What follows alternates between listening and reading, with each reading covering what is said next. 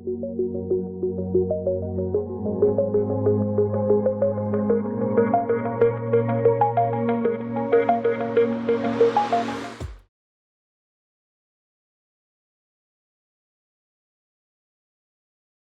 tarde, escritores, leitores e futuros escritores. Eu sou Mauro Gardim falando. Sejam bem-vindos ao Difusão Literária. Eu e aqui, a Mayara me ajudando, como sempre. No último programa, nós começamos a falar sobre a proposta do trabalho, que é justamente ajudar as pessoas que estão pretendendo escrever livro, dando dicas, falando com algumas pessoas também e trazendo sempre algum convidado importante para falar do assunto, tá? Hoje nós começamos a temporada oficialmente trazendo aqui a Márcia Neves, escritora, professora. Márcia, fala um pouquinho sobre você. Olá, boa tarde pessoal. É um prazer enorme estar aqui, agradeço muito o convite de vocês. Falar sobre mim é muito difícil, né? Sou uma professora, sonhadora, acredito muito no trabalho que eu faço e me arrisco aí no mundo literário, divulgando também literatura e fazendo com que as pessoas também, por meio desse trabalho bonito que eu faço, que eu admiro muito, né? Também se encorajem a falar, a escrever, a ler principalmente e a perceber o quanto que nós somos esse mundo, né? Que escrevemos e que difundimos. Por isso, difusão literária aí para nós, agora dando essa abertura, esse espaço para poder falar de tudo isso que a gente acredita e sai fazendo por aí. Márcia Neves, autora, escritora e mãe. E mãe. Fala um pouquinho mais sobre de onde você vem, qual é a sua profissão. Você já falou que é professora, sim. Mas assim, a sua escalada... Puxa de novo. Tá. Fala um pouquinho mais, você já falou que é professora tudo, mas fala um pouquinho mais da tua escalada profissional, porque eu costumo falar que quando você é professor, é uma profissão que você faz por amor.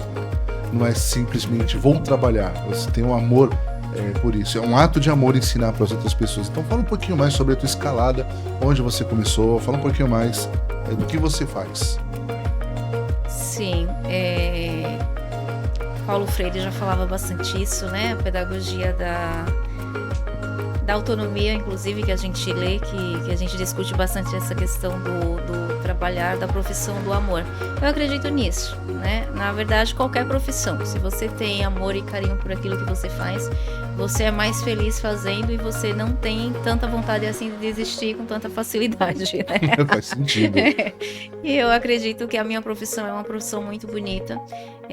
Eu fui incentivada desde criança, por meio dos meus professores também, e minha própria realidade, porque eu acredito que quando a gente nasce em um lugar que não tem muita perspectiva, né, aparente assim, nem na família, nem na própria sociedade, eu acho que um caminho muito viável e muito visível para nós é a educação, né? É o estudo. E eu sempre tive essa vontade dentro de mim de mudar um pouco a minha realidade e fazer alguma coisa que pudesse me inserir em uma sociedade na qual eu me sentisse mais feliz e que eu me sentisse também capaz de transmitir para outras pessoas, né? Um pouco desse amor, desse carinho, desse cuidado e das possibilidades. Assim como eu acho que eu encontrei, né, o meu caminho, eu acredito que as pessoas também podem se encontrar. E a literatura, para mim, é esse caminho, sabe?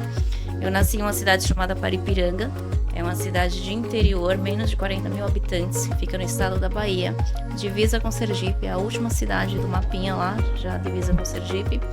E morei lá 18 anos. Estou aqui em São Paulo, né, na Baixada Santista há 22 anos. E comecei a fazer letras ainda lá.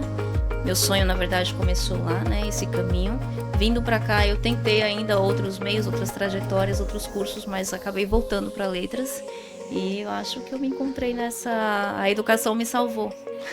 Tudo converge para onde começa, na verdade, né, Mayara? Então, a Márcia é autora, revisora, tradutora, poeta, professora graduada em letras pela Universidade Católica de Santos, multiplicadora do Educamídia, brasileira, como você já falou, baiana de nascença, né? Vicentina de coração, santista também, né?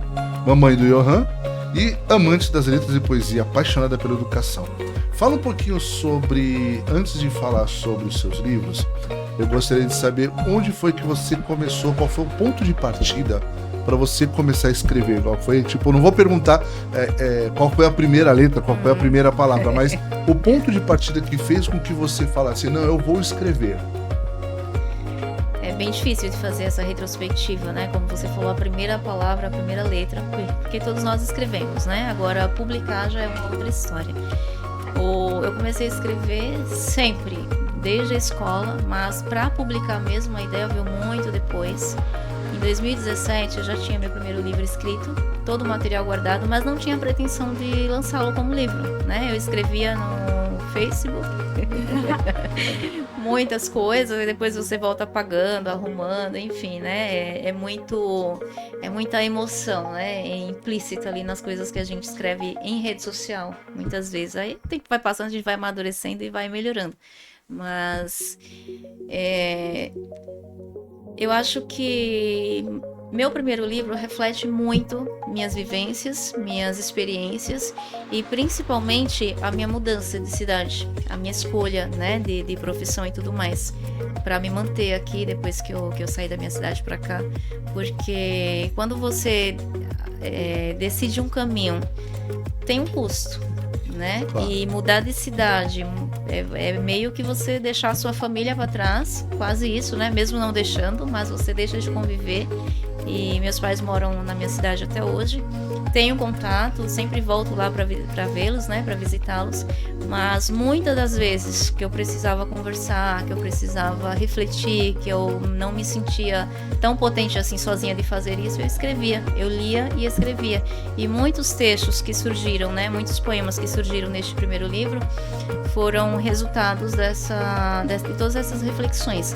Não são retratos fiéis dos meus sentimentos, né? Nada disso, mas são resultado deles. Então tem muitas coisas que eu escrevia, carta para minha mãe, carta para meu amigo, carta para mim mesmo, até por conta das leituras que a gente faz e acaba se influenciando. E aí disso eu sempre abstraí, né, alguma coisa dessas escritas todas e transformava em poesia. A poesia para mim foi sempre um diálogo constante comigo mesma. Então começou daí. Então em 2017 eu já tinha esse material pronto. Eu lembro que eu tive a oportunidade de falar dele pela primeira vez em um canal de TV que existia em Santos. E a pessoa que me convidou, que já faleceu, infelizmente, era um poeta e deu credibilidade para que eu pudesse falar desse material mesmo antes dele nascer e inclusive para falar da minha profissão também de professora. E depois disso eu me desanimei bastante, porque vão surgindo dificuldades, né, muitas coisas, e você não depende só disso queria depender disso para sobreviver, né, mas ainda não dá. E desanimei, aí ficou guardado mais um tempo, aí veio a pandemia, que foi quando, por mais que a gente tenha trabalhado muito, porque nós professores trabalhamos bastante durante a pandemia, na verdade eu não parei de trabalhar, produzi material, descobri coisas novas, aprendi coisas novas, né? Então foi um momento assim muito marcante para mim, entre acertos, erros e desassossegos também. Eu acredito que eu aprendi muito, principalmente, e sobrevivi, né? Tô aqui hoje falando. Sobrevivi, graças ela não a foi Deus. fácil pra ninguém, né? E aí eu tive mais um tempo para poder mexer nessas coisas engavetadas que eu tinha. E aí me animei novamente a trazer de volta esse projeto. E aí mandei para as editoras, para algumas editoras, e descobri uma que entendeu o que eu queria fazer no momento e fez. E saiu esse resultado. Mas foi assim, eu acho que foi inerente aos meus passos. Não tenho como demarcar, vou começar hoje, amanhã eu vou querer escrever. É um processo. Na verdade, Segue o seu primeiro livro, então, ele acabou expressando suas ânsias, seus sonhos, né? E foi um jeito que você conseguiu expressar através da escrita, né? Sim. E daí em diante, qual foi o que aconteceu daí em diante? Você publicou o primeiro livro, teve uma repercussão, mas como eu posso olhar aqui no caminho, tem um longo caminho que você está percorrendo aqui, o que é excelente, não é? Isso é muito bom. Oi, Márcia, olá pessoas, boa tarde. Boa tarde de novo. Olá pessoas, sejam bem-vindos. Márcia, deixa eu te perguntar, você comentou agora que esse livro saiu pós-pandemia. Na pandemia você fez, então assim, não foi ontem, mas foi recente, foi aqui, 2020, 2021, 22 que ele saiu. E aí a gente olha para essa mesa, gente, tudo isso aqui são livros da Márcia, livros individuais, muitas coletâneas, mas uma grande gama de trabalhos seus. Então, assim, pouco tempo. São 2 anos de muito trabalho. Muita produção, né? Uma produção bastante alta, né? Como foi essa loucura? Porque para qualquer escritor, a gente vai depender muito do tipo de trabalho, da forma como cada escritor trabalha. Tem muita gente que trabalha com textos de gaveta, tem muita gente que embarca em um projeto, início, meio e fim, enquanto não termina ele, não embarca no próximo. Como é que é teu sistema de trabalho e como é que você parte de um livro, há 2 anos atrás, para tudo isso de material de trabalho hoje? Na verdade, foi rápido mesmo. E continua sendo, porque eu tenho muitos textos espalhados, né? Esta semana já soltei uns 2. Hoje tem um pra soltar no último dia, que é hoje. Já tá pronto também, só vou dar uma revisada. Então, às vezes eu recebo convite com uma proposta legal, aí eu vejo que o tema se encaixa naquilo que eu gostaria de falar e acabo escrevendo. Igual uma revista que eu não trouxe aqui, que chama-se Autorretrato. Eu fiz uma crônica que fala um pouco de mim, mas também sempre envolvendo a minha profissão em terceira pessoa. Eu gosto muito de escrever em terceira pessoa, até para não ficar muito aquela coisa né, que eu não curto muito, né, porque eu quero inspirar, mas eu não preciso ser o exemplo, né, e sim a literatura já se encarrega disso. Então eu evito algumas coisas usar muito eu, para essa identificação ser muito mais coletiva, sabe, do que só comigo, porque eu acho que o eu vai acontecer com o leitor quando ele lê e se identifica, né? Claro. Até na poesia eu costumo partir muito para terceira pessoa, eu gosto muito disso. E, por exemplo, este aqui, O Som da Terra, é um projeto que eu admiro muito, porque são contos, poemas e crônicas voltadas às necessidades ambientais, ao cuidado, né, que a gente está tentando resgatar com urgência essas questões aí, e é um tema atualíssimo, então eu gostei muito de participar, e tantos outros. Eu não tenho muitos textos de gaveta, mas muitos aqui já foram, né, já saíram delas. Alguns desses textos de gaveta eu rasguei, joguei fora, outros eu modifiquei, repaginei, outros eu me envergonhei de ter escrito, né? E assim segue a vida do escritor, porque também tem muitas coisas que são ali do momento, né? Você parte muito, pelo menos eu. A literatura, ela permite com que a gente se ressignifique a todo momento. Né? Agora eu falo por experiência própria. Quando eu brinquei que a educação me salvou, eu tenho um pouco dessa fala, porque a literatura, ela fez esse papel comigo também, né? E aí eu vou criando, dependendo da proposta. Igual agora eu recebi um convite atualmente para participar de uma antologia em uma ONG, que é um projeto muito bonito, que vai sair aí nos próximos dias. E foram poucos escritores convidados e cada um teve um espaço para escrever 10 textos. Mas é um projeto muito legal, porque é voltado a pessoas, né? A fazer um trabalho com pessoas depois do lançamento. E um projeto sem custo nenhum para os escritores, sabe? Então, muito bacana participar assim. Então, eu me comovo bastante, dependendo da proposta, dependendo da utilidade, né? Por que fazer? Né? Então eu me envolvo bastante. Tem alguns outros que eu não trouxe, que também ocorreram durante a pandemia. Tem um que chama-se Poesia Terapia, que foi um projeto feito com pessoas durante a pandemia, assim como esse Cicatrizes Pandêmicas aí. E assim vão surgindo os textos, mas não tem uma resposta pronta, né? De qual tecla eu aperto para saírem.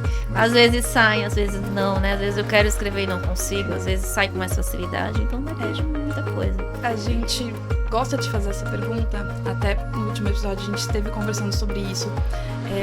Quando você vai fazer divulgação de feira, quando você vai ter contato com o público, ouve-se muito isso, eu queria escrever, mas não sei por onde eu começo. Porque tem-se ainda essa idealização de que o autor tá lá num pedestal, ele é uma pessoa especial, iluminada, que só ele sabe fazer, ou que tem um método certo para fazer escrita, e que tem que ter um método perfeito, um texto perfeito para poder ir para o público. E aí, a ideia de conversar com nossos escritores aqui também é isso, entender que de repente não tem fórmula. Chegou um tema aqui, gostei do tema, vou escrever. É mais ou menos assim, então também é a tua forma de criação. Sim. Fora aquilo que sai das suas vivências pessoais e que em um momento vira gaveta, em outro momento você vai repaginando, e eu acho isso muito importante também. Nenhum texto nasce pronto, né? E não tem erro nenhum, não tem problema nenhum em você mudar, desmontar, refazer, retocar e até o momento que você realmente se sinta confortável em colocar, mas entendendo que não tem perfeição. Tem perfeição?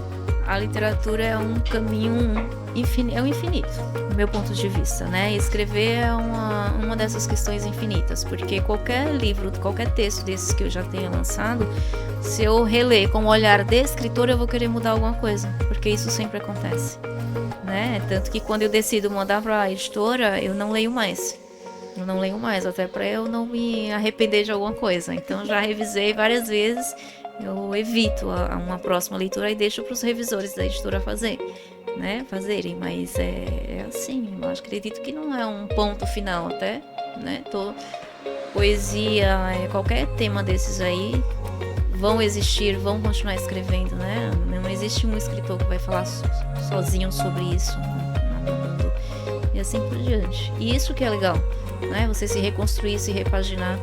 Tenho certeza que algum texto aí que eu leia daqui a 40 anos, que eu vou estar viva, né? Com certeza. Talvez eu fale, né? Agora, nessa idade, eu escreveria de outra forma. Mas eu acho que o legal é, para quem está começando, gostaria de começar, tem texto escrito e não sabe como, né, torná-lo público, eu acho que é se encorajar também e escrever, acreditar. Foi útil para você? Foi importante para você escrever? Gostaria que alguém lesse?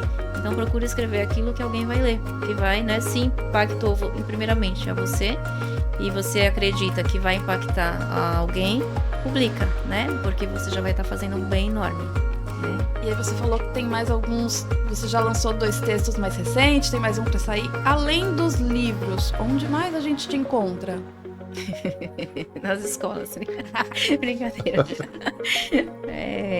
Eu tenho um site que eu escrevo, que é no Recanto das Letras.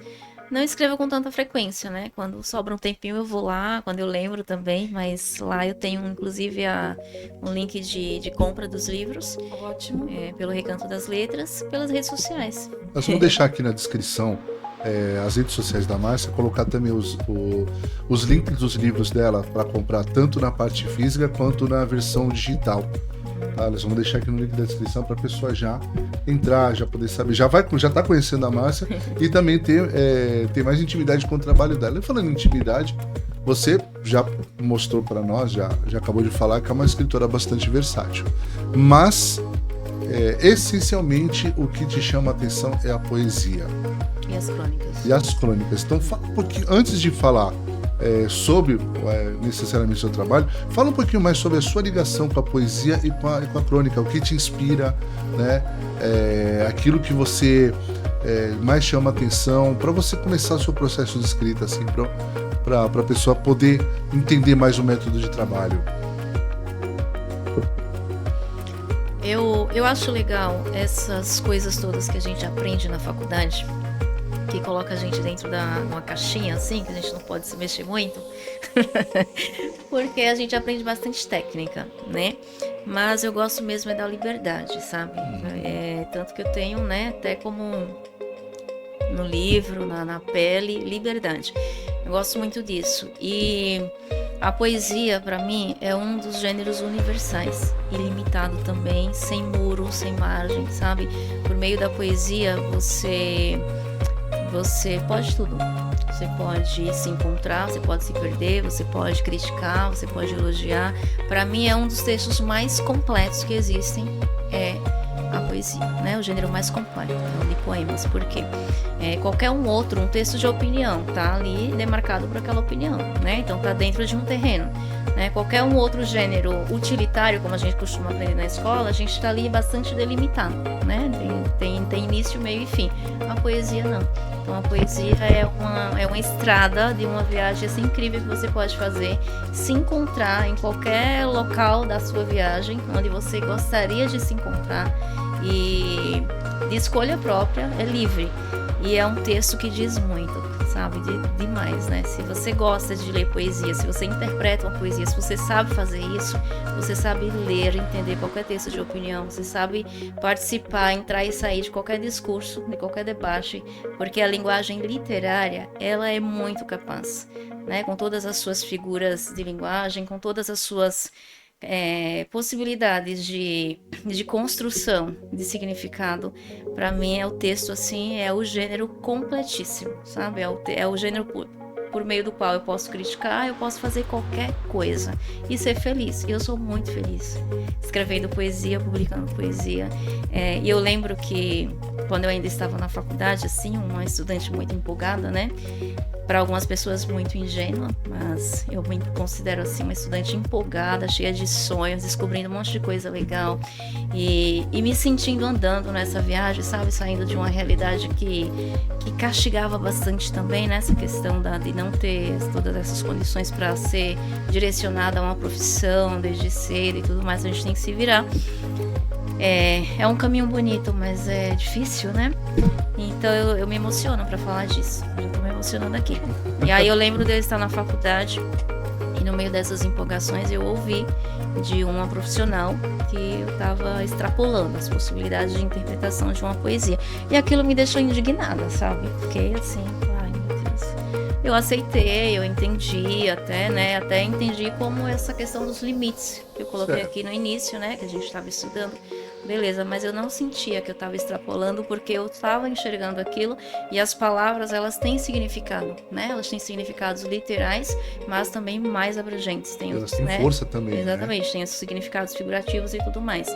E aquilo me impactou de certa forma, mas não me travou, né? Não me travou porque eu sempre fui uma pessoa que eu acreditei muito, né? Se eu estou vendo isso, se eu consigo justificar, né? Se eu consigo mostrar que A e A mais B aqui dá nisso, eu acho que eu estou em um caminho possível. E a poesia é isso. A poesia, ela te dá a possibilidade de criação, sabe? Isso é muito bacana. Então, eu falo da poesia como se eu falasse de um filho, né? Eu falo com muito amor, com muito carinho, porque... E a poesia a gente não encontra só nos poemas, a gente encontra nos contos, nos gêneros literários, né? Nas crônicas, nos haikais também, que é outro gênero que eu curto bastante escrever, que eu tô me descobrindo, né? Aprendendo todos os gêneros, na verdade, né? A gente vai treinando, sou uma iniciante em tudo aqui, mas é um caminho que eu curto bastante e que eu vou continuar acreditando nele, com certeza. Então, quer dizer, o escritor ele pode ser bastante versátil, não precisa estar focado só num único gênero, ele pode migrar para outros gêneros também. Agora, vamos falar um pouquinho só do seu trabalho. A gente já falou do seu primeiro livro, mas qual o livro atual de trabalho seu? Existe algum lançamento? Fala nessa ordem, você vai falar do seu trabalho. Tá. Agora, né, que é onde você está focado, e depois a gente quer saber quais são os lançamentos dela, né? Então, qual é o seu foco? Este ano eu tenho focado bastante no Poesia, O Lugar Encantado das Crianças. Este aqui, né? Inclusive, já participei de algumas feiras, já fiz bastante divulgação deste livro, já visitei algumas escolas públicas e particulares também, falando desse projeto. É uma história, é um conto que termina em poesia, com algumas traduções para o espanhol. As traduções foram feitas por mim mesmo, que também sou professora de espanhol, e me arrisco, né, aí falando e traduzindo um pouquinho em espanhol. E até por ser um idioma que eu sou muito apaixonada, que é o espanhol, e eu acho que eu passo também esse carinho, essa paixão pela língua espanhola para os meus estudantes, e por isso que eu quis traduzi-lo. Mas é uma história de 3 crianças incríveis, 3 crianças adoráveis que se encontram em uma cidade chamada Poesia, porque esse tema ficou meio assim confuso, né? As pessoas olham, Poesia, O Lugar Encantado das Crianças, as pessoas já pensam que é um livro só de poesia, né? Mas foi proposital. Poesia é o nome da cidade e é uma cidade muito legal, uma cidade pequena também. E as crianças descobrem por meio da leitura e da escrita uma forma interessante de se inserir em uma sociedade mais bonita, menos injusta, né? Uma linguagem simples, um texto curto, e eles terminam escrevendo poemas que nos ensinam também, não só as crianças, mas a nós, adultos, formas possíveis, gostosas de transmitir esse amor, esse olhar carinhoso e cuidadoso com o meio ambiente, com os mais velhos, com as crianças, com todos à sua volta, todos e tudo à sua volta, né? Então é um projeto que eu tenho acreditado bastante. É um livro que teve publicação também em outros países, isso é interessante falar. Gostaria, né, de ser lida, espero um dia, né, conseguir ser lida também por um público ainda muito maior. Mas aqui no Brasil eu estou focada bastante nas escolas, né? Que é o público que eu consigo alcançar por ser professora também, com mais facilidade. E é um projeto lindo. Sempre vou dizer que é lindo. Eu posso dizer que é um livro maravilhoso, né? Além disso, além do poesia, você ainda tem um manifesto, né? Esse texto aqui, o manifesto, é Corja Sacrílega, Corja, todos nós que acreditamos no lado bom da coisa possível, né? Na educação, na arte, na literatura, na poesia em si. Foi um convite que eu recebi de um escritor, que também é dono de uma editora, que é o Paulo de Carvalho, que é Armazém de Quinquilharias e Utopias, e a editora dele só publica fanzine. E ele tem muitos projetos também voltados assim para causas sociais, e foi muito legal, porque ele me convidou ele me mandou uma apresentação do projeto, que são as 2 primeiras páginas que ele escreveu, apresentando sobre o vertiginoso e denso manto da madrugada.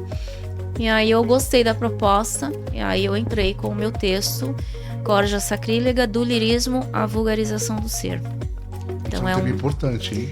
É um texto literário, artístico literário, então eu falo, dou uma andada assim pela superfície do mar, sabe? Né? Falando um pouquinho de educação, de arte, cultura, política e poesia. No meio do texto sempre vai ter umas poesiazinhas. Não pode faltar. Não pode Hoje faltar. tem texto da Márcia, não pode faltar poesia. Não pode faltar poesia. E é dentro delas que a gente encontra bastante realidade do texto. Tá. Por exemplo, esse aqui, ó. Indignação. Se você quiser ler um trechinho para nós, Por de favor. qualquer um das Lê um suas trechinho, obras, por favor. fique à vontade. Não separei nenhum, mas daqui tem um haikai aqui, mas não vou ler esse, ó.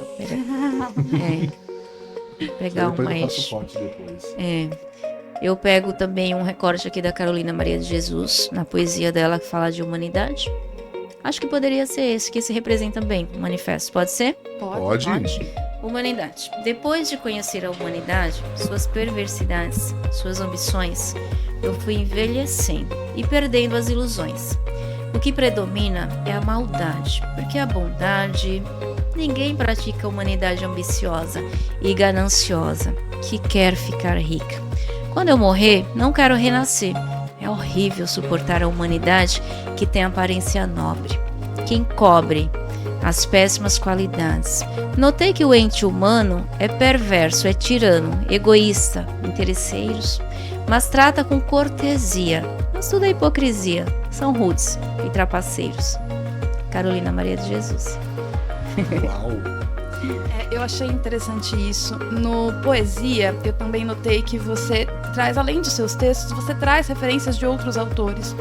E isso é importante. Eu lembro que eu descobri na minha adolescência, na minha infância, outros autores pela referência em um texto que eu já estava lendo. Então, eu entendo que essa também é uma forma. Sim, Pedro Bandeira, você inaugura praticamente seu livro com Pedro Bandeira, né? Você começa a história com ele. Então, assim, e aí, aproveitando para perguntar, você é professora de quê? De que faixa etária? E eu entendo que isso é um pouco de visão de professor também. Na hora de escrever, você dar referências para que o leitor, para que o aluno vá além da tua obra, vá além daquilo que ele está lendo. Isso aqui vai instigar ele a procurar mais coisas. Inclusive, é um texto infantil, mas eu senti palavras complicadas. E eu pensei, poxa, palavras complicadas para um público... E por que não? Porque isso vai instigar ele a procurar o que significa, para procurar. Então a gente também não pode infantilizar. Então, sim. Que turma, que faixa etária que você dá aula e como você trabalha isso com essa molecadinha?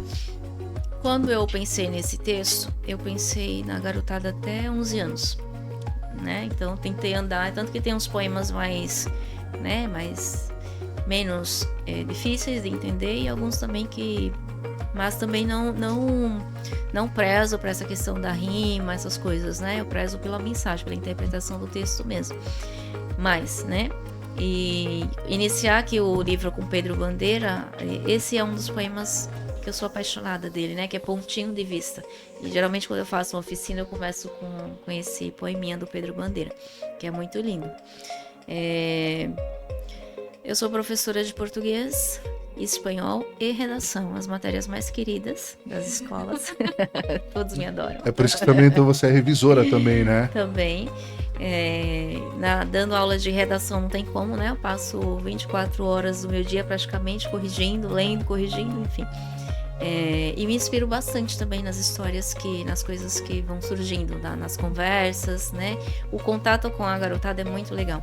E o meu público vai a partir do 6º ano até o ensino médio. Então, são referências bem diferentes, né? Estudantes de 6º ano, 7º, 8º, 9º, são referências bastante diferentes. A Haikais, eles começam a estudar desde o 6º ano, na verdade, todos os tipos de texto, né? Eles já têm contato, vão se identificando mais com uns, outros não, mas eles gostam muito de romance, né? Contos, crônicas, mais contos e romances, é o que a molecada assim tem se identificado bastante. Isso é uma surpresa, porque pensando no mundo atual de internet, em que tudo leva 30 segundos, eu esperava que eles se identificassem mais, de repente, com poesia, que é um negócio curtinho. Quando você me fala que eles gostam de romance, vai contrariando tudo que a gente supõe sobre a molecada. O pessoal que lê, de fato, eles gostam muito de romance. E eles seguem esses autores aí mais conhecidos, né? Que tem uma sequência, sagas, eles curtem bastante, né? Tipo os livros do Mauro, né? Já comentei sobre isso contigo. Já andou conversando a respeito Exatamente. Disso. Mas tem um público que gosta muito de poesia, né? E algumas vezes, quando eu consigo fazer sarau na escola, sempre surgem, né? Os poetas, poetisas na turma. E é muito legal ver que tem alunos que têm livro. Um caderninho cheio de poesias, e aí toda aula, professor, hoje eu trouxe mais um texto, hoje eu escrevi mais este e tal, e a gente vai conversando um pouco sobre poesia, e é legal ver que eles colocam ali de conteúdo as vivências deles, os assuntos que interessam a eles, isso é bacana. Se você me perguntasse, né, que conselho você daria para um estudante que quer começar a escrever? Aquilo que você tem vontade de falar, e é isso que eles fazem nas poesias, e é muito legal esse contato. E é essa idade, mas também eu curto bastante o público infantil, porque eu passei um bom tempo da minha... Já são quase 20 anos de magistério, né? E eu passei um bom tempo dando aula de espanhol para os pequenos também. Então, desde os 8 anos eu tinha contato com eles, né? E agora tenho meu filho que me inspira. Inclusive, esse é dedicado a ele, né? Já surgiu depois dele, né? Inclusive. Em alguns pontos, posso estar enganada, você me corrige. Parece um pouco autobiográfico. É um pouco sobre você e ele, sobre até a gestação com ele. Abre e fecha, abre e fecha. Por exemplo, tem um poeminha assim, que é mais uma questão sonora, né? Nesse momento eu pensava nas primeiras expressões dele mesmo, em relação a... Porque a criança, ela recém-nascida, ela leva alguns meses para enxergar bem, né? Essa coisa. Exatamente. Abre, cerra, abre, cerra, abre, cerra. E eu lembro dessa questão do abrir os olhos, olhar para mim, aquele encantamento, olhar para a mãe, e eu para ele, perceber que ele estava me enxergando. E aí eu fiquei nesse flash, sabe? Abre, fecha. Somente essa questão da pegada do olhar. E aí eu escrevi isso aí pensando nisso. Mas tem muita coisa assim. Tem um outro que eu folhei agora, ele apareceu aqui e me fugiu. Que ele é algo assim, diversão. Eu falei, que fantástico. Exatamente. Porque você mistura. Mais sonoro. É o que você falou. Ele é um livro muito diverso. Não são todas as poesias não tem todas a mesma métrica, o mesmo estilinho. Ele é bem livre também. Você tem poesia concreta, você tem poesia visual, você tem poesia sonora. Tem de tudo um pouco aqui. E ele começa com uma história, com um conto. Então, não é um livro de poesia. E aí é um elogio. Eu achei fantástica a ideia de você desconstruir a poesia. Porque quando você lê a palavra poesia, você pensa num texto e você transformou ela numa cidade. Poesia é o nome de uma cidade, é um lugar... Uma cidade limpa, uma cidade que as pessoas respeitam, o semáforo que as pessoas passam na faixa. Isso pra mim é poesia. A educação é poesia, sabe? Então é essa pegada mesmo da poesia. né? De usar a lixeira. O meu filho é uma criança que ele passa na rua, eu pego ele na escola, ele quer passar na calçada catando todos os lixinhos para colocar na primeira lixeira que ele vê, sabe? Então, isso pra mim é poesia, cara, né? E ele é novinho, tá com quanto? Fez 3 anos ontem. Fez 3 anos. 3 aninhos. De certa forma, a escrita, ela não é só entretenimento, né? Ela ensina também, incentiva, ela instrui, ela passa valores também, né? No programa passado, a Mayara estava falando da experiência do avô, né? Que tinha a biblioteca. Que apresentava cada livro de cada idade pra gente. Daqui a pouco eu coloco no card aqui, depois pra vocês darem uma olhada. Eu me inspirei muito no seu livro para escrever um outro que deve sair aí até o ano que vem. Tá pronto também. Nossa, que legal. Me inspirei bastante, principalmente na última parte lá que senta na cadeirinha do adeus, sabe? Nossa, foi muito forte pra mim. E por conta do meu filho também, porque o ano passado foi o primeiro contato dele com os meus pais. Ele tinha 2 anos já. E eu registrei cada passo dele com os meus pais, né? Com os avós, no caso. E aí surgiu uma história muito legal. E a ideia veio depois que eu li o seu livro. Eu falei, tem que registrar alguma coisa desse menino com os avós. Até porque ele não vai tê-los, né? Naturalmente, né? Por muitos anos. E aí, morando longe também, alguma coisa. E uma forma também de homenagear meus pais. E eu acredito que vai ser um lançamento muito legal. Acho que vocês iam falar disso, mas eu acabei adiantando, pegando o gancho. Não, mas não tem problema não. Pode, se quiser já aproveitar e falar desse lançamento, o momento é seu. Fica à vontade. E essa questão da poesia que você falou, da forma, né? De fugir um pouco, de quebrar essas... Me incomoda muito, porque essa questão não só da métrica, porque na infância a gente ainda não coloca isso para eles, mas a sonoridade é muito importante, a musicalidade é muito importante, e a criança gosta disso, só que ao mesmo tempo isso me incomoda, porque não sai disso, e eu acho que a criança ela tem que aprender a enxergar a poesia como uma poesia, não como uma musiquinha, né? Então você pede para a criança ler uma poesia, escrever uma poesia, ela só pensa na rima. Busca palavras, às vezes não está nem relacionando o significado da mensagem que o texto está passando, e sim com a sonoridade que ele está produzindo. Às vezes uma prosa também pode representar bem, né? Exatamente. Então, assim, não sou contra, né? Não estou desfazendo a questão da rima, porque é uma característica importante na poesia.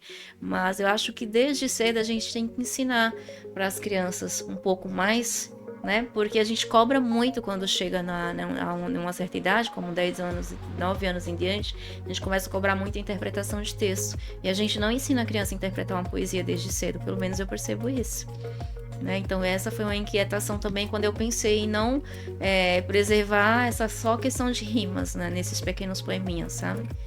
Sou muito a favor dos textos curtos, porque a criança tem que pegar com facilidade, tem que ler em menos tempo, mas eu gosto dessa questão da interpretação, sabe? Descobrir o que está por trás daquelas palavrinhas. Se quando criança você limita a criação a um quadradinho ali, tem que ter a rima. Se enquanto criança você limita a interpretação dela, enquanto adulta, você na faculdade te limitaram a tua interpretação. Como você vai exigir que esse adolescente, que esse adulto seja plural depois? É por isso que ela é a favor da liberdade. E eu acho interessante, gente, uma história vai puxando a outra, né? Na Bienal, uma leitora que estava conversando, por conta do Palito, né? O personagem. Ele é todo colorido, todo feliz, todo alegre. E aí ela queria saber se tinha ideologia de gênero o livro, por conta do colorido do personagem.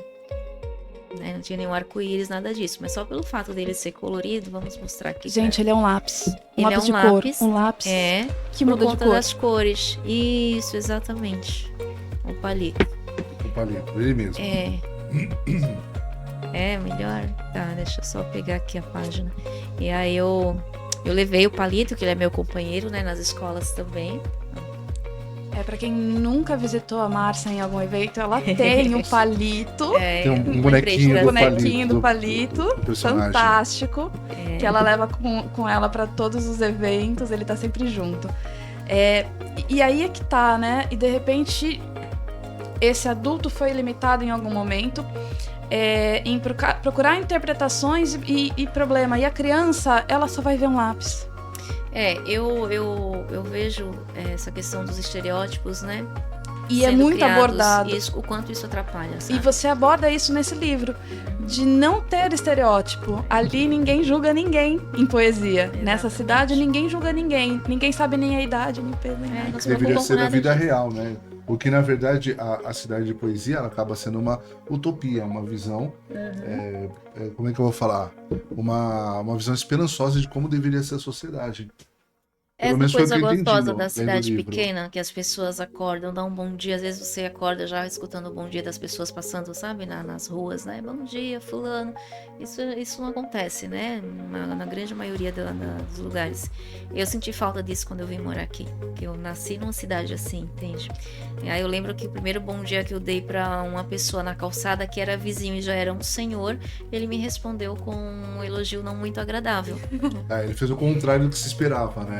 Bom dia, fulano, né? Eu tava morar na rua ali há pouco tempo e tal, e eu passando pra ir à padaria, e aquilo me decepcionou tanto, gente, sabe? Então, essa pegada mesmo das pessoas se respeitarem como seres humanos, No né? interior a gente fala assim, É. bom. Opa! E realmente a vivência na cidade grande vai tornando a gente frio pra isso, né? É sempre correndo de um lado pro outro, de uma atividade pra outra, então não respeita a faixa, não respeita semáforo, não dá bom dia. E eu acho que esse é um papel importante da literatura como um todo, você resgatar isso. E tem uma classificação de livros, e essa época do ano eu leio geralmente alguns. Eu tenho uma época do ano que eu tiro pra ler infantil. E tem muito livro infantil que eu classifico livro infantil para adultos, que são aqueles que têm uma pitadinha, uma pontada, uma provocação que faz nós adultos parar e falar assim, putz.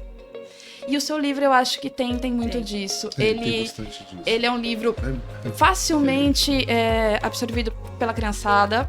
Eu acho que realmente ele abrange uma faixa etária muito legal, mas o adulto que lê, ele também se diverte, ele também viaja e ele também pode se perder e ler com calma as poesias, porque Sim. as suas poesias também vão trazer interpretações diversas cada vez que você olhar para ela. Sendo reflexivas também, né? Dia dos Sendo Pais, né? Tem uma que fala assim: escuto dos adultos que existe bicho papão e o medo que me causam me rouba a imaginação. Fantástico, esse eu achei realmente. Muitas vezes a gente acaba usando fantástico. frases assim com as crianças para ganhar atenção e tudo mais naquele momento, né? Mas são extremamente perigosas, né? Agora, mudando só um pouquinho de assunto, a Mayara estava falando que onde você vai, você leva O palito. o palito, né? E onde você vai? Porque assim, eu até vou te fazer essa pergunta baseado no que as pessoas ela fazem o seguinte: não, vou escrever o livro. Tá, lá, a essa altura do campeonato já pegou e falou assim: vou escrever o livro. A Márcia já me convenceu, vou tirar meu projeto da gaveta. E o que eu vou fazer com o que eu vou fazer com o livro? Porque não é instantaneamente, a pessoa não vai vender instantaneamente esse livro. Sim. Como que você faz para divulgar? O que você faz para divulgar os seus livros? Como é que você faz para trabalhar para você divulgar o seu trabalho? Eu acho que hoje o ponto mais forte que nós temos são as redes sociais, né? E os grupos, os coletivos, né? Como o encontro de escritores e tudo mais, as feiras literárias. Tem que estar presente, tem que divulgar, né? Aqui na Baixada Santista a gente tem tido bastante apoio depois das feiras literárias, do encontro dos escritores principalmente, que o pessoal foi se descobrindo que existiam, né, no mesmo lugar, porque eu acho que estava todo mundo guardadinho, né? Foram estimulados. Aí foi a primeira feira literária do encontro dos escritores, e depois disso eu acabei conhecendo outros grupos também de Santos, né, de Itanhaém, o pessoal das academias e tudo mais. Eu acho que esses grupos que vão nos ajudando, né, a divulgar também, né? Agora tem uma escritora aqui no Instagram que ela participou conosco lá no Orquidário, e que é de São Paulo, a Cibele.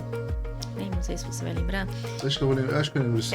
Dos personagenzinhos, dos fantoches. Lembro. Então, Me recordo. ela criou agora um grupo só de escritores, e cada dia 3 escritores são divulgados. E todas as pessoas que estão no grupo divulgam esses 3 escritores. Então é muita gente divulgando muita gente, isso é muito legal. Acabou virando uma Fortalece, rede, né? exatamente. Uma rede de fortalecimento, Fortalece, na verdade. né? E aí tem um alcance em outros lugares também. Então o segredo é esteja entre escritores.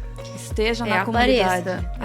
Apareça, né? Tem um ditado que minha mãe falava, se não aparece, não é visto.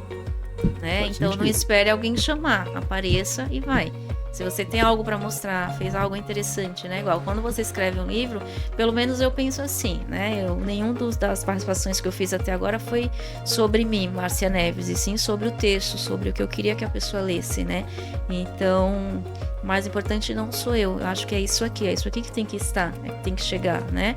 Então, este aqui mesmo, eu divulgo onde eu vou, eu levo, coloquei no banner e tudo mais. Tudo que eu faço, né? Eu gosto de mostrar.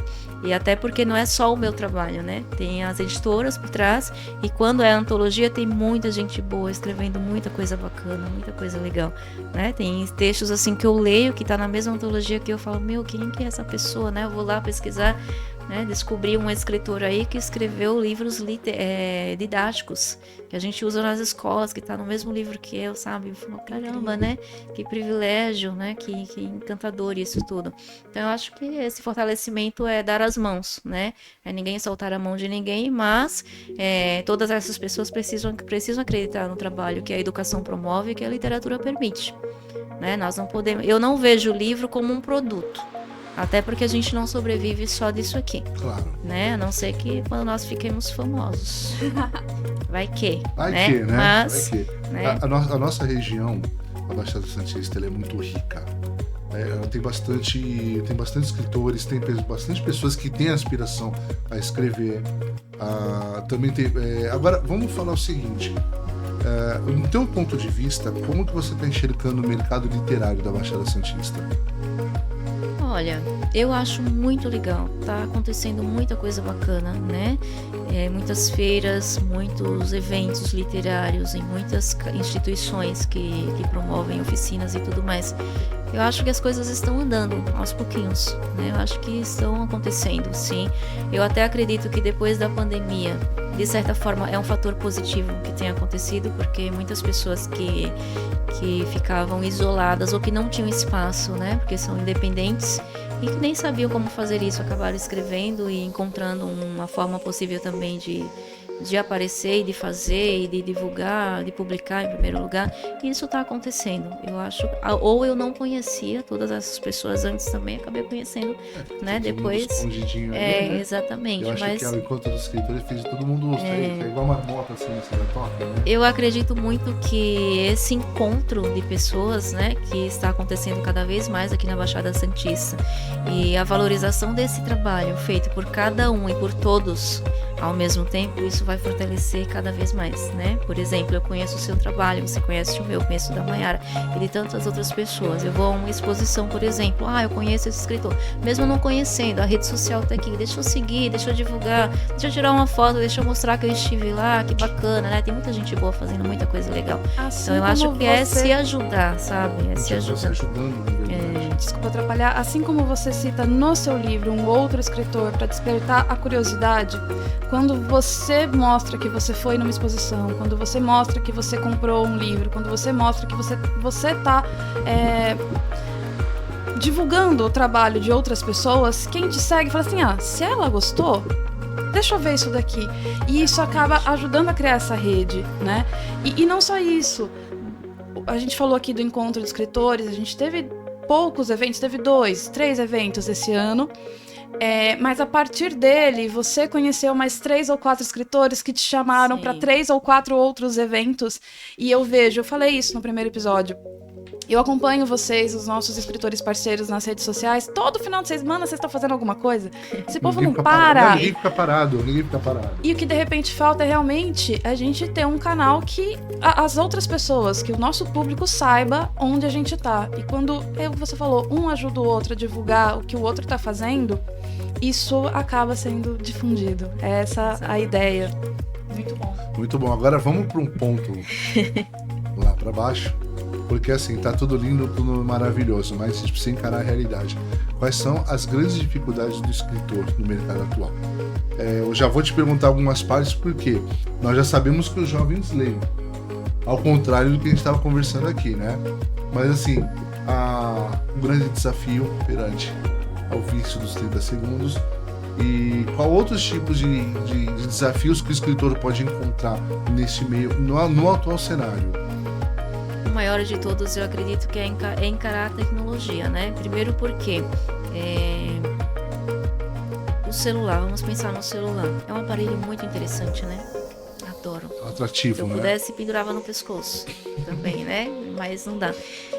E para o adolescente é muito mais, porque para nós, talvez, a gente esteja utilizando de uma forma mais interessante, mais utilitária, vamos pensar assim, mais do que interessante, porque para o adolescente ele está usando para aquelas coisas que eles gostam, jogar e tudo mais, e é interessante para eles, né? Mas é um mundo muito desafiador, porque conquistar um leitor com um livro físico ou com um joguinho do celular, quem vai ganhar?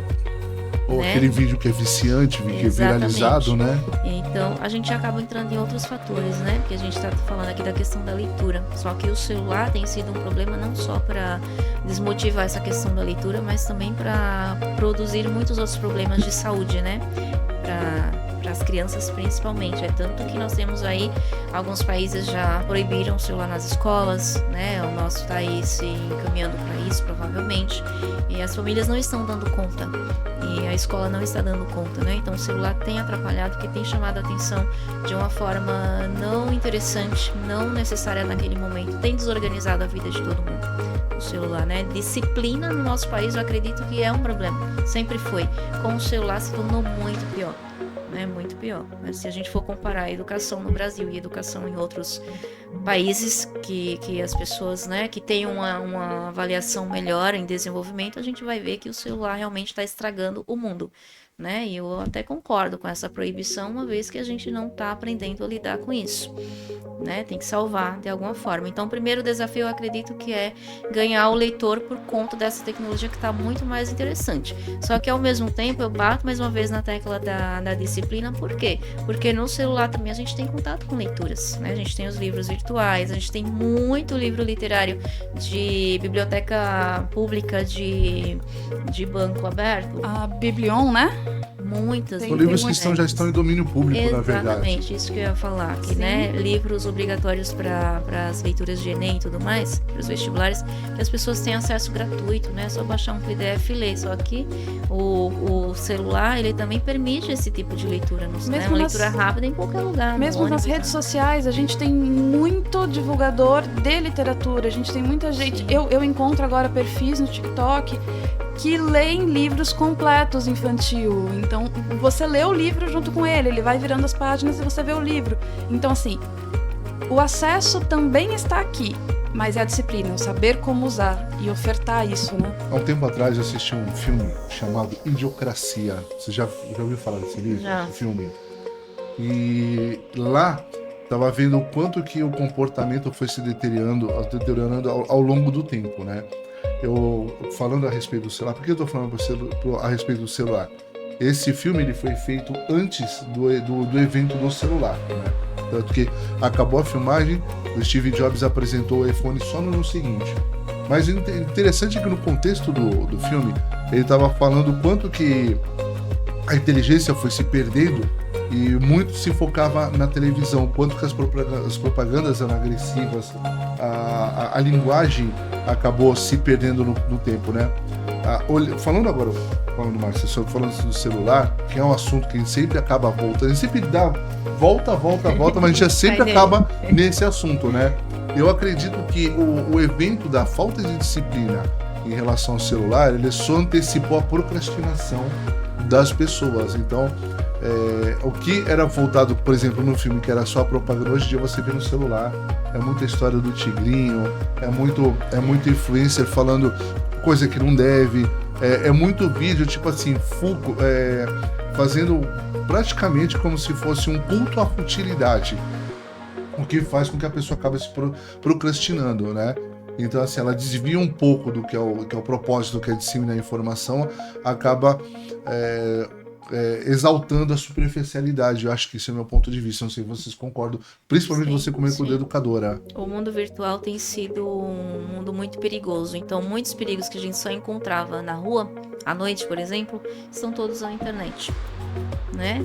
E isso tem sido muito complicado. Quando eu falo que a família não está dando conta, e muito menos a escola, porque muito das responsabilidades familiares, infelizmente, têm sido depositadas nas escolas, né? E a escola tem salvado muitas dessas situações também. Ou eles depositam diretamente a tarefa de distração para a criança jogando celular, né? Recentemente eu presenciei uma situação que me deixou bastante desesperançosa, sabe, naquele dia, que é uma criança pedindo, uma família pedindo para a professora não mandar leitura para casa, porque em casa a criança tem muitos afazeres, tem muitas tarefas extras para fazer, além da escola, e não tem tempo de ler. Então, que as leituras fossem feitas durante as aulas somente. Ou seja, né, a própria família ainda não precisa de ajuda, né? Ainda está precisando de ajuda porque não entendeu a necessidade, a importância da leitura nesse processo de formação da criança, não só como estudante, mas principalmente como cidadão. A gente precisa dessa leitura, a gente precisa desse contato, né, com o livro, principalmente na infância, eu acredito. Isso me deixou bastante preocupada, sabe? Porque a gente vê que o trabalho de ressignificação na educação está acontecendo, não é só dentro da escola, precisa acontecer também fora dela. Na nossa casa, sabe? Nas famílias, na sociedade. Fica absurdo com isso. Então a nossa luta enquanto escritores também, porque eu acredito que os escritores têm seus propósitos, né? Com suas escritas. E eu, enquanto educadora, eu penso muito na escola, penso muito nesse processo de formação, penso muito no cidadão que a gente vai alcançar daqui a 20 anos, por exemplo, daqui a 10 anos, né? No mundo, até aquela história, que mundo você quer deixar para o seu filho, né? Eu me preocupo também com isso, sabe? Vejo que a leitura continua forte, precisa ser reforçada cada vez mais. A educação, ela não morreu, ela é o caminho, está aí acontecendo, né? Só que nós precisamos de muito mais apoio para brigar com toda essa tecnologia que está roubando a atenção das nossas crianças e nossa também, né? Às vezes eu tenho ficado bastante ofuscada com a questão do celular, porque tudo que a gente faz, geralmente, tem acontecido por aqui, desde pagar contas, desde comprar, desde divulgar, né? Às vezes até escrever. Eu não uso mais um bloco de notas, eu uso um bloco de notas aqui, então a gente vai se viciando nisso aqui por conta da praticidade, e isso é isso é um ladrão, né, de nossas percepções o tempo inteiro, sabe? Na verdade, nós ficamos muito dependentes, refém, tão rápido, praticamente refém de uma tecnologia, né? Exatamente. A gente, só um breve adendo, a gente teve em um dos encontros um bate-papo com 2 outras escritoras parceiras que falam sobre escrita terapêutica e a importância de você usar o papel e o lápis, o papel e a caneta, porque aqui você também coloca intensidade até no peso da caneta sobre o papel. E quando a gente vem pro celular, fica tudo muito etéreo, muito aéreo, né? Tudo muito impessoal. E realmente é uma ferramenta que, se ela tá roubando a energia de nós adultos, que dirá das crianças? Exatamente. E se a gente não tomar esse passo, vai ser difícil da criançada se livrar sozinha desse... E não é um mal completo, né, Márcia? Mas é saber dosar. É um processo muito difícil. Às vezes até eu me pergunto se a gente não tá mais errando do que acertando, porque a gente tem usado muita palavra proibir. É proibido o celular, é proibido tudo, muita coisa aqui tem sido proibido, né? Então, parece que a palavra proibida tem sido um protagonista nessa questão. E isso me soa também preocupante, sabe, para as crianças, porque aquilo que é proibido chama atenção e eu quero saber por quê, né? Eu quero provar, enfim. É bem complexa a situação, né? Mas eu acho que as famílias, é mais fácil cada um cuidar do seu do que a escola cuidar de todos em um tempo muito curto, porque nós estudamos muito pouco aqui no Brasil. Até porque, né? A escola é lugar para aprendizagem, né? A educação se aprende em casa, né? Quando isso já vem encaminhado de casa, fica mais fácil o trabalho da escola. Verdade. Né? E que é outro fator também que me preocupa, porque a escola, infelizmente, eu posso dizer assim, né? Para mim sempre foi a minha segunda casa, meu lugar gostoso de estar também, mas não tem sido muito dessa forma mais, né? Então a escola eu tenho visto assim acontecer muito como uma obrigação, né? Isso também é outro fator que acaba desequilibrando um pouquinho também o processo, né? Quando as famílias se preocupam só com a nota, só com o resultado e não com essa formação aí da criança e tudo mais. Formação, opinião crítica, né? Por isso que eu valorizo a minha profissão, sabe? Porque não é um entrega de um produto, né? Pagou, tá aqui e levou. Não, é Você tá uma entregando um formação, ser humano sabe? que talvez ele faça a diferença daqui a alguns anos ou não, né? Mas enfim, como educadora, como professora, como orientadora, nós já sabemos que o primeiro passo para isso é a conscientização. É óbvio que para qualquer problema que surge, né, o primeiro passo é a gente entender que esse problema existe. Então, na sua opinião, tá, já para a gente indo para a reta final, quais são as suas, no seu ponto de vista, possíveis mecanismos que possam ajudar a diminuir esse problema? Não digo que a gente vai conseguir erradicar, até porque não depende de uma única pessoa. Existe também o fator político, a diretoria da escola também apoiar, a sociedade também entender que está passando. Mas, além disso, o que, na sua opinião, quais mecanismos pode ajudar a diminuir esse problema e incentivar um pouco mais a leitura e a cultura, principalmente para os jovens? Eu ainda sigo acreditando muito na família, né? Eu acho que a família é um marco na formação de qualquer pessoa e na reestruturação também dessas famílias e das escolas também, né? A parceria escola-família não pode ser só uma frase clichê, tem que ser uma realidade, tem que ser um comprometimento, um compromisso social, né? Com a formação dos adolescentes, das crianças e todos. Então, para mim é um caminho, né? E quando eu falo reestruturação da família também, eu me refiro a comportamento, porque eu não posso ser só aquela mãe que fala: filho, tem que ler, é importante ler, mas eu nunca li. Você né? diz, eu nunca dei o exemplo. você diz, filho, vai ao teatro, educar é importante. pelo exemplo. Exatamente, eu nunca fui ao teatro, né? É a mesma coisa de falar, vá à igreja, mas nunca viu a mãe e o pai ir à igreja. Então, quando eu falo de reeducação, de reestruturação da família, eu penso em tudo isso, que não é uma coisa fácil, né? Não é porque o mundo está falando que a educação é importante que eu simplesmente vou dizer é importante, mas alguém tem que fazer, não eu. Então, é um comprometimento de todos, né? Desde a família, a escola e toda a sociedade. Eu costumo dizer que a escola todo mundo na escola é educador, desde o porteiro ao faxineiro, ao cozinheiro, ao professor, todos somos educadores dentro da escola, todos devemos dar o exemplo, né? Enquanto formadores de pessoas, sabe? Porque os adultos são os exemplos, né? Eu ainda acredito que isso existe. Né? A internet sozinha ela não vai ser protagonista se eu não dou ibope para ela. Então... Tá certo. Então esse foi um papo super gostoso, como é que eu posso dizer? Foi um papo fluido, né, com a nossa professora e escritora Márcia, grande parceira do Encontro dos Escritores, está sempre presente, sempre incentivando a leitura, sempre com trabalhos novos. Então, assim, Márcia, muito obrigado pela sua presença, tá? Se você quiser dizer alguma coisa, pode dizer antes do encerramento, tá? Fica à vontade. Falar um pouquinho do seu próximo trabalho que vem Exatamente. chegando. Vem chegando trabalho novo. E fala rapidamente das suas redes sociais, onde a gente te encontra, e a gente vai deixar na descrição aqui também. Tá bom. O próximo lançamento que vai sair é um livro de haikais, né? Este aqui é resultado de um concurso literário, também são haikais, e eu estou publicando pela mesma editora, que é especializada só em haikais. Isso é muito legal. São 70 haikais escritos por mim, e eu brinco que são poemas. Haikais são poemas com 3 versos, simplesmente, estilo japonês, mas a gente já... eu me inspiro muito no Paulo Leminski, né? Paulo Leminski foi um escritor também de haikais, da geração mimeógrafo, anos 70, né? Por aí, 64, época da ditadura e tudo mais. E os textos curtos dele, ele foi um dos escritores que deu uma quebrada nessa questão da métrica, né, modernizou um pouco o haikai. Então eu sigo um pouco a linha dele também. Claro que eu escrevo 3 versos e tento alcançar 17 sílabas poéticas, né?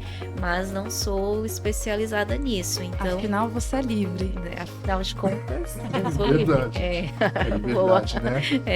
E eu brinco que são haikais biográficos, porque o que eu fiz com eles, eu peguei todas as minhas memórias de vivências da roça, do campo, e escrevi os haikais. Então, cada haikai que eu leio, eu consigo me ver, né, fazer uma retrospectiva em algum momento, em alguma experiência minha e do meu lugar, não só minha. Então é muito legal. E chama-se Haikais Bucólicos. Então tá muito sinestésico, muito sabe? Muito bom, legal. muito legal. É. Gente, então esse foi o papo. É o segundo episódio da Difusão Literária. Vai ser colocado no nosso canal, Difusão Literária 2024, e também transmitido pelo Luas TV, tá? Toda quinta-feira vai ter um novo programa postado no canal. Acompanhe, deixa o like se vocês gostaram, compartilha nas redes sociais, para você, para seus amigos, para sua família, e vamos continuar o nosso trabalho. Gente, muito obrigado, Mayara. Obrigada, Márcia. Obrigada, pessoal. Até uma próxima. Eu que agradeço. Obrigada, gente. Tchau, tchau. Tchau.